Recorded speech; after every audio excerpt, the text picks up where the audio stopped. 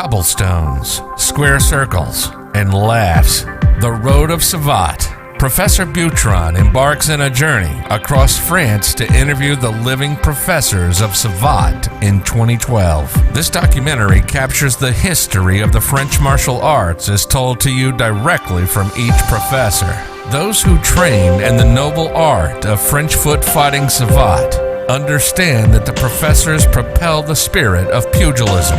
Enjoy the vast knowledge that's being propelled within the documentary. Savate's history, subculture, its traditions have been passed on orally by its professors and higher ranks within the style. Even though books have been written, it's usually only about its methods of fighting. Enjoy The Road of Savate as told by its professors.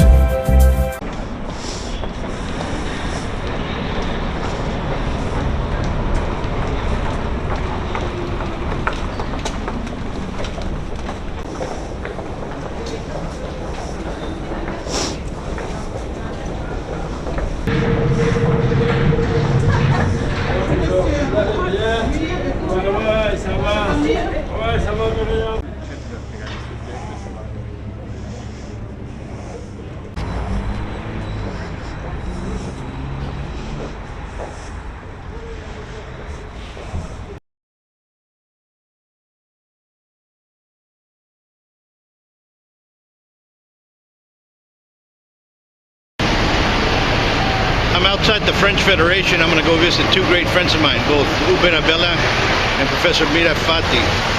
Let's see what they have to say after 20 years.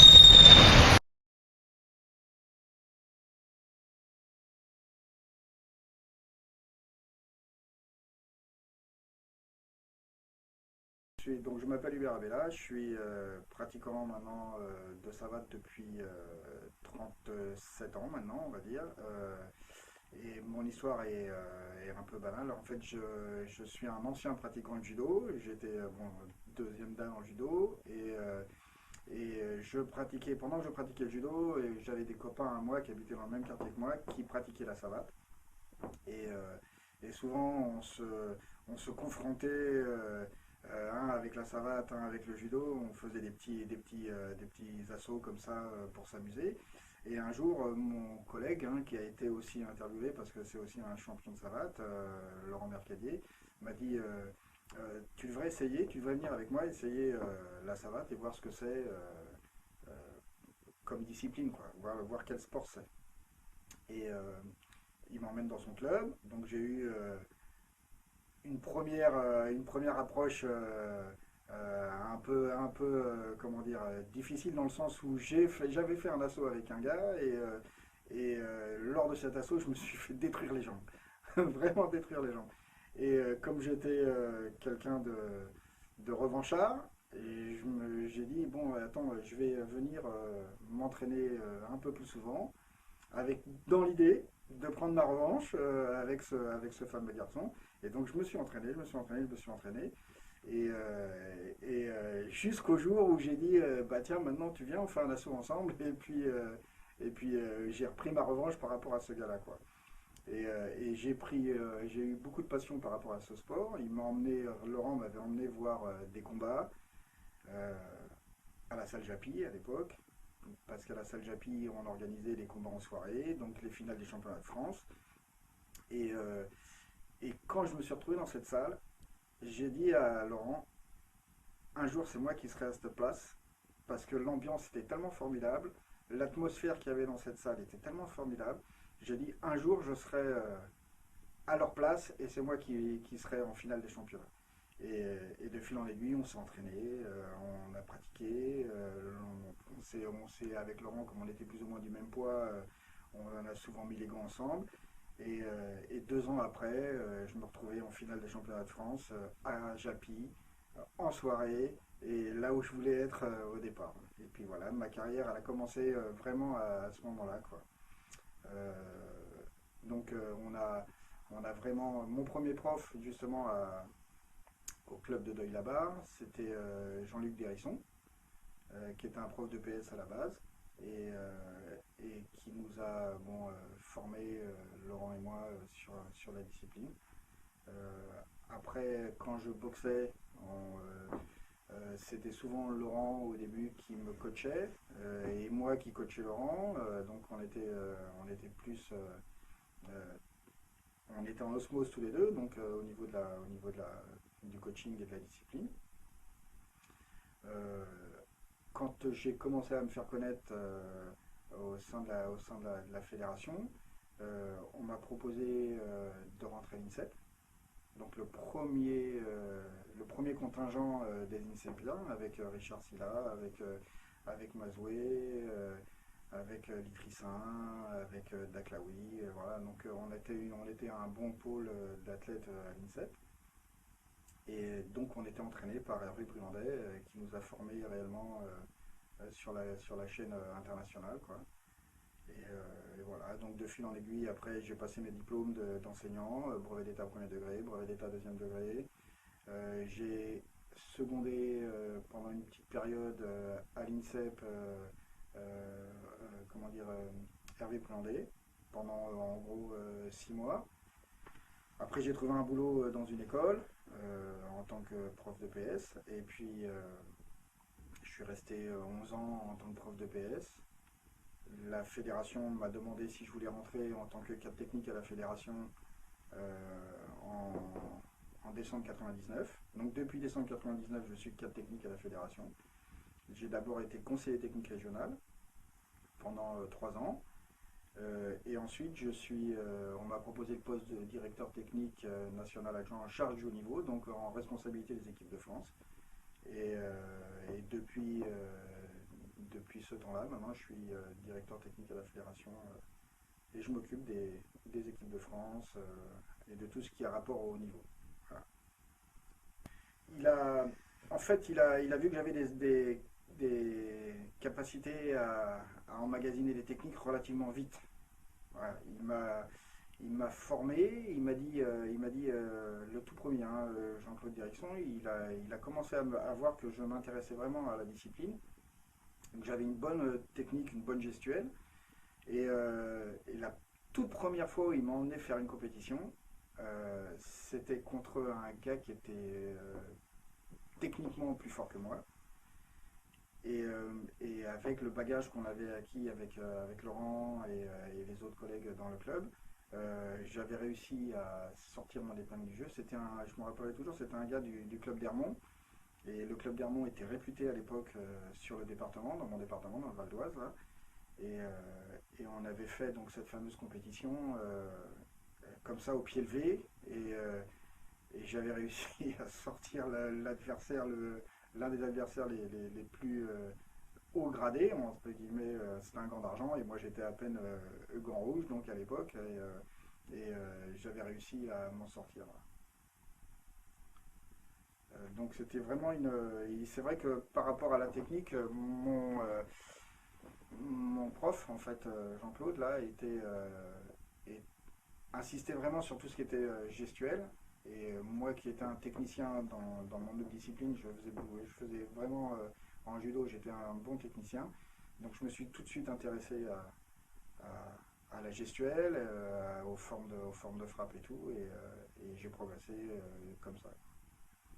Alors, moi, comme tu dis, je suis un technicien, j'aime bien la technique, hein. Vraiment, j'essaye de ressortir le meilleur des élèves, quoi. J'essaye de les amener à avoir le geste efficace, tout en étant beau, entre guillemets. Voilà. Il n'y a pas que l'efficacité qui compte, il y a aussi la forme de pratique qui est importante.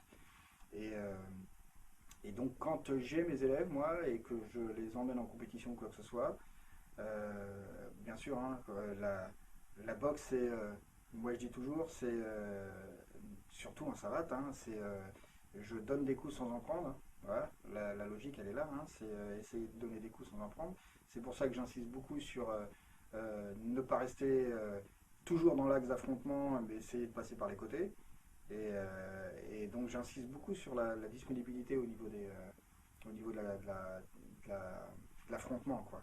Pas rester obligatoirement dans le contact et faire des combats où on ressort abîmé. Encore une fois, si on gagne sans avoir pris de coups, c'est la meilleure façon de faire. Et après, la gestuelle, elle est importante parce que avec une bonne gestuelle, on arrive à avoir le coup précis, au moment précis, et avec l'efficacité maximum, quoi. Ouais. Ouais, pour bien voir, je me rappelle d'avoir assisté souvent à des matchs parce qu'ils se rencontraient souvent dans des finales ou dans des éliminatoires, avoir vu les matchs entre Dominique Daclaoui et puis André Panza. Et c'est vrai que c'était deux écoles différentes, hein.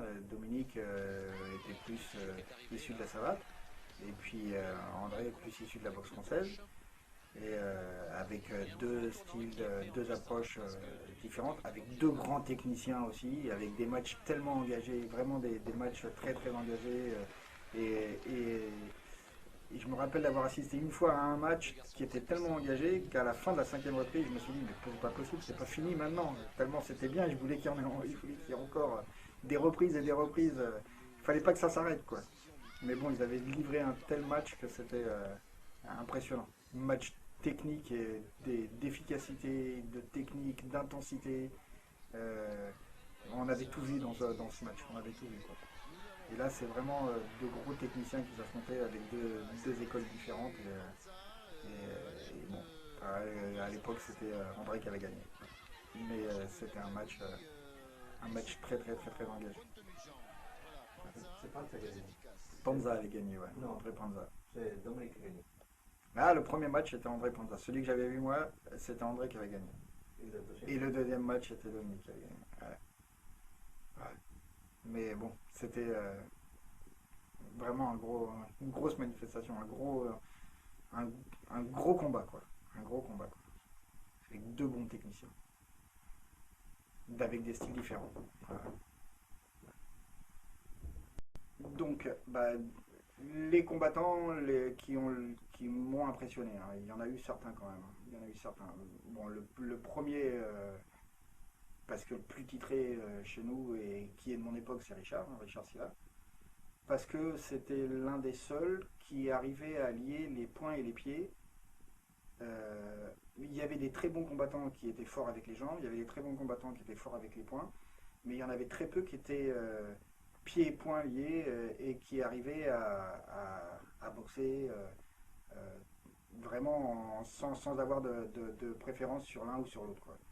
Donc Richard, ça a été vraiment un très bon boxeur. Après, il y a des noms qui m'ont impressionné du genre Robert Paturel. Quand j'ai commencé, moi, Robert Paturel, c'était la génération d'avant. Donc je regardais souvent Robert parce que Robert c'était un rusé. C'était quelqu'un qui gérait ses matchs et qui gérait ses matchs intelligemment. Après, bon, des techniciens d'Aklaoui, des gens qui étaient forts aussi après dans les générations qui m'ont suivi, le petit Farina, Penacchio, tout ça, ça a été des très grands boxeurs. Ça a été vraiment des très grands boxeurs. Et le seul reproche que je peux faire par rapport à mon époque et à l'époque actuelle, là actuellement on a des combattants qui sont forts physiquement, ils ont une très grosse condition physique, ils sont bons techniquement, mais ils ne travaillent pas assez avec leur tête à mon avis. Alors qu'à nous, à notre époque, enfin c'est peut-être un peu... on avait plus cette notion de savoir ce qu'on allait produire et de savoir ce qu'on allait faire.